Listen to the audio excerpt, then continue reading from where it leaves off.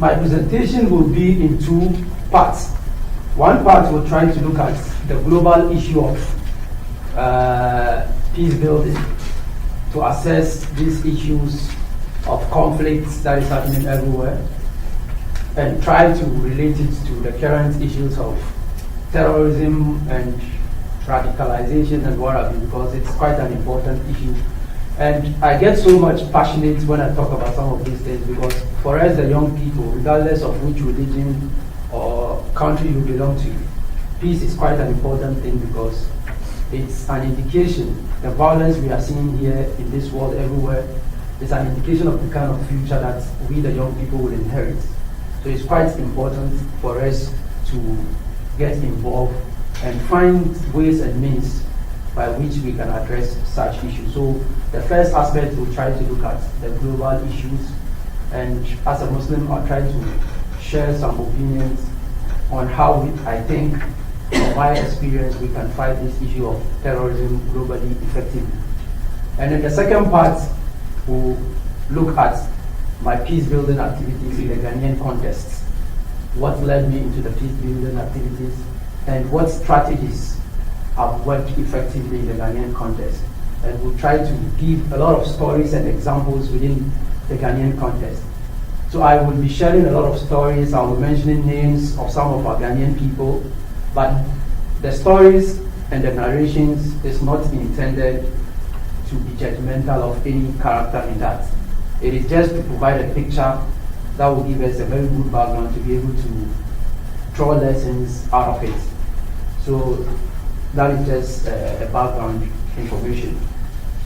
So as a peace activist, I have a vision. My vision is to see a world where humanity live in absolute peace with each other. And humanity have a great sense of respect for diversity. I envisage a globe where human beings will see themselves as global citizens, and all of us will be ready to create opportunities for each other regardless of race, gender, religion, or geographic location. Yes, it's quite a big vision, and for some times I have thought about some of these visions, and I have come to the conclusion that this vision cannot be achieved in my lifetime. When I came to Washington, I shared this vision to one of our consultants, Dr. Deidre Combs. She's the author of the book, The Way of Conflict. So she said to me, Abdulsalam, if your vision can be achieved in your lifetime, then that vision is too small to be a great vision. So that tells me that no matter how big that vision is, it's a great vision, and we all have to commit to that. I believe that vision can be achieved if humanity builds relationship based on interdependence, not independence.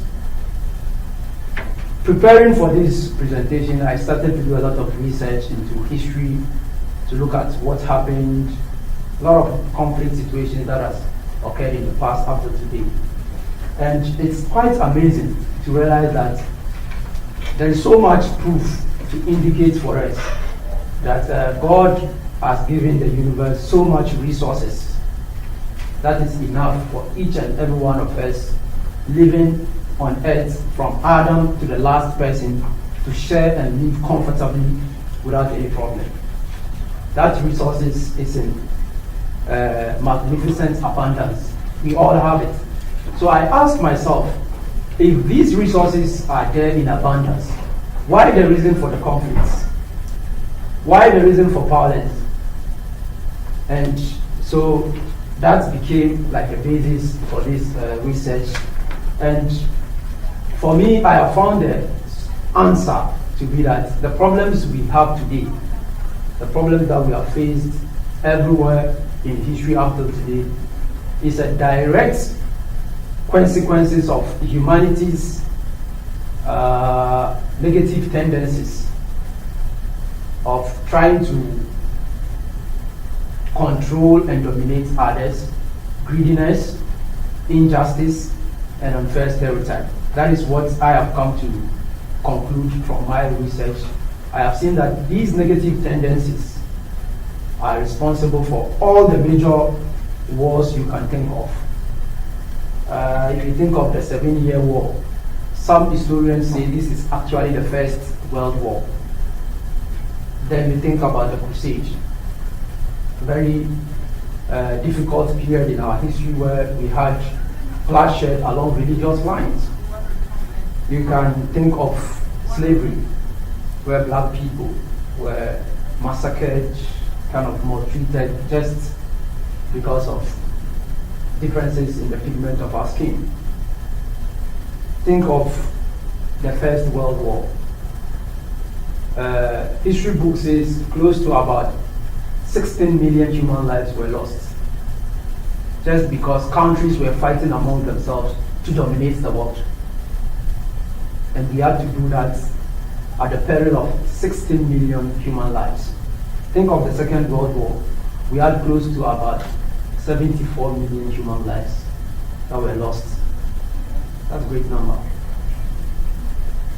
But what I realized in the course of my research is that none of these wars and conflict situations actually ended without transforming itself into a different conflict.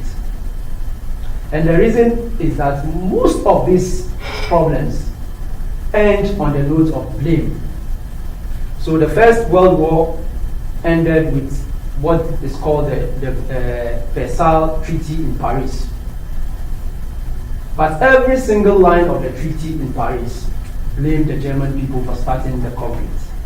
So these became the foundation and the reason upon which the Second World War was fought, because the Germans felt threatened, they felt blamed. So Hitler and his group thought to relieve the Germans out of this blame and make German great again. So that, you see, the blame was the reason. And when the Second World War was about to end, the Holocaust of the Jewish people, 6 million Jewish people died out of that Second World War. That created the scene also for what we see in the Israeli-Palestinian conflict. It also created the scene for the Cold War to begin between the US and Russia. Now today everybody talks about terrorism and what is happening in the world. But what is clear in history is that the negative effects of the Cold War in the Middle East became actually the foundation upon which today's terrorism emanated from.